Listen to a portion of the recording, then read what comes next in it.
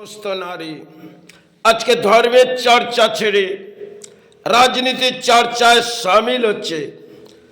তাদের আগামী জেনারেশনটা সন্তানদের পক্ষে এবং তার পুত্র সন্তান ও কন্যা সন্তান তাদের পক্ষে, কিন্তু যা আজ বাংলার পরিস্থিতি তাতে ধর্মটাকে তারা সরিয়ে দিচ্ছে আর অপকর্মের বলি বলে তাতে মনে হয় বাংলাকে জাগিয়ে ফেলছে। সময়ের আবেগ যেটা হারিয়ে যাচ্ছে সেটা হচ্ছে রাজনীতির মাঝে, যেটা একটা সময় হয়তো তরজা হতেন, এখন হচ্ছে রাজনীতির তরজা। তাই সময়ের আবেগ যেটা ভেঙে পড়েছে বাংলা, কেন একটা রাজনীতির মাঝে চলে গেছে নারীরা। আর যে সমস্ত নারী আজকে ধর্মের মাঝে আস্থা ছেড়ে দিয়েছে, এটা পরবর্তী জেনারেশন কিন্তু অত্যন্ত ভয়ঙ্কর হবে। কারণ নারীরা যেরকম বস্ত্রটাকেও পরিবর্তন করেছে, তেমন হৃদয়ের মাঝ থেকে কিছু অন্তরে ব্যাখ্যাগুলো পরিবর্তন করেছে।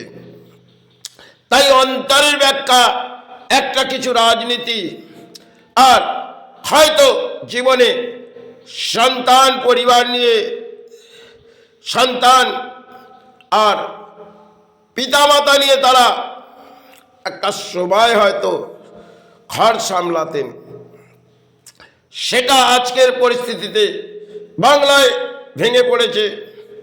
কিছু অংশের আছে, কিন্তু আজকের যে বর্তমান দুরবস্থা সেটাই তো সময়ের আবেগ। আমরা বাংলায় ধর্মটাকে যেরকম হারিয়ে ফেলছি, কারণ একটা সময় আমাদের ধর্মের কিছু বই সেটাকে যোগ্যতা দেওয়া হতো, আজকে যোগ্যতা দেওয়া হচ্ছে একটা রাজনীতির বলি। কারণ হৃদয়ের বলিটা যখন খারাপ হয়ে গেছে, তখন রাজনীতির বলি আমাদের হৃদয়ে বসে পড়েছে।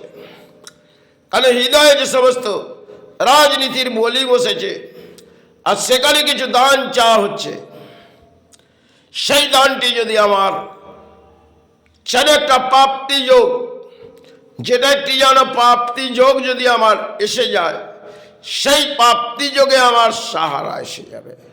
কারণ প্রাপ্তি যোগ মানুষ্য জন্ম পেয়েছি, তাতে যেটুকুন জুটছিল সেই প্রাপ্তি যোগ নয়, একটা দানপত্র প্রাপ্তি যোগ যদি এসে যায়, প্রতিটি মাসে একটি দান বহন আসবে, আর তাতে আমরা সাহারা আসবো। কারণ পরিস্থিতিরা বাংলায় কখনো এই ভান্ডার খুলে দেবে, আর কখনো আরেকটি ভান্ডার খুলে দেবে। এই ভান্ডারের পেছনে ছোট, তাতে যে নামের মাঝে আসুক, আর সময় হয়তো যে সমস্ত নাম জপ সেটা তো উঠেই গেছে। বর্তমান দিনে হয়তো বুলি ফোটানোর কাজ, আর